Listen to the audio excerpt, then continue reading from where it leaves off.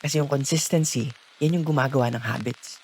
At yung habits, yan yung humuhubog ng character. At yung character, yan ang nagde-determine ng direksyon ng buhay mo. Ang dali-daling gumawa ng isang bagay kapag motivated ka. Kapag may bagong goal ka, yung sobrang excited mo. Best example dito yung mga nagja-gym Alam mo yun, first day, all out. Merong umaabot ng second day, third day. Pero makikita mo sa susunod na linggo, susunod na buwan, wala na. Ganyan-ganyan din ako dati. Applicable kasi siya sa lahat ng aspect ng buhay mo. Yung akala mo, pag one day or 1 week mong ginawa ng intense, magiging successful ka. Kaya lahat ginagawa mo ng all out. And totoo naman, may results. Pero hindi siya tumatagal Yung motivation kasi namamatay Doon ko na-realize na hindi pala ako kulang sa sipag. Oo, masipag ako. Pero kulang pala ako sa consistency. At alam nyo, yan din yung napansin ko sa mga successful na tao at sa mga mayaman. Hindi naman sila laging pinakamatalino o pinaka-intense doon sa ginagawa nila. Ang pinagkakaiba lang talaga nila is yung consistent sila doon sa ginagawa nila. Actually, napapanood ko to doon sa mga video ni Sir Chinky Tan So, shoutout sa'yo, Sir Chinky. Ang ganda ng mga faith-based lesson na sinishare niya. Isa sa mga tumatak sa akin doon is yung consistency beats intensity. Kasi kapag tinignan mo yung mga athletes, yung mga entrepreneurs, mga musicians, o kahit sinong successful sa field nila, hindi naman sila naging magaling dahil sa isang araw. Naging magaling sila dahil paulit-ulit nilang ginagawa yung tamang bagay.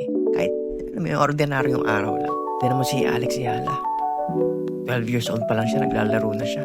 Nagko-compete na siya. Pero hindi natin nakikita in behind the scenes kung gaano kahirap yung training na ginagawa niya.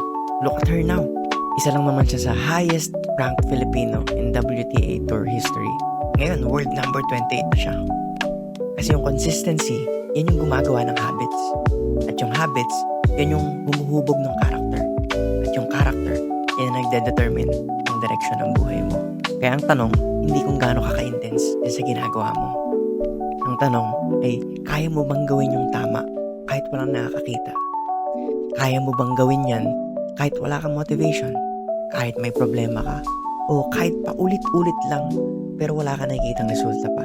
At alam nyo, habang iniisip ko yan, naalala ko yung galing sa Bible na verse mula sa Luke 9 verse 23. Sinabi doon na, kung sino man yung nagnanais na sumunod sa akin, tatanggihan niya ang kanyang sarili, papasanin niya ang kanyang krus araw-araw at sumunod sa akin. Pansin niyo, hindi naman sinabi doon na pasanin mo ang krus kapag inspired ka. Hindi sinabi doon na pasanin mo ang krus kapag motivated ka o kapag Sunday lang. Ang sinabi doon, pasanin ang kanyang krus araw-araw. Ibig sabihin, ang pagiging disciple pala, hindi siya nakabase sa emosyon mo. Nakabase din pala to dun sa consistency mo. Kasi yung intensity, pwede yung magsimula ng apoy. Oo, pwede yung magsimula ng apoy. Pero yung consistency, yun yung nagpapanatiling nagliliyab yung apoy na yun sa mga future na darating, sa sunod na araw, sa sunod na linggo, sunod na buwan, sa sunod na taon, o hanggat nabubuhay ka. Yun yung magpapanatili sa'yo na nagniningas ka. Kaya, huwag mo nang antayin na ganahan ka bago ka lumapit sa Diyos. Kasi yung disiplina ngayon, yun yung magiging karakter mo bukas.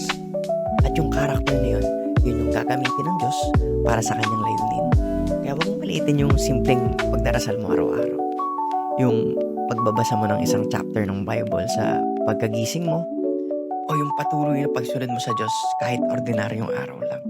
Dahil sa kaharian ng Diyos, hindi yung pinakamabilis ang lumalago, kundi yung pinaka-consistent sa pagsunod sa Kanya. Hindi saan galing yan. Galing yan sa Bible, galing yan kay Jesus.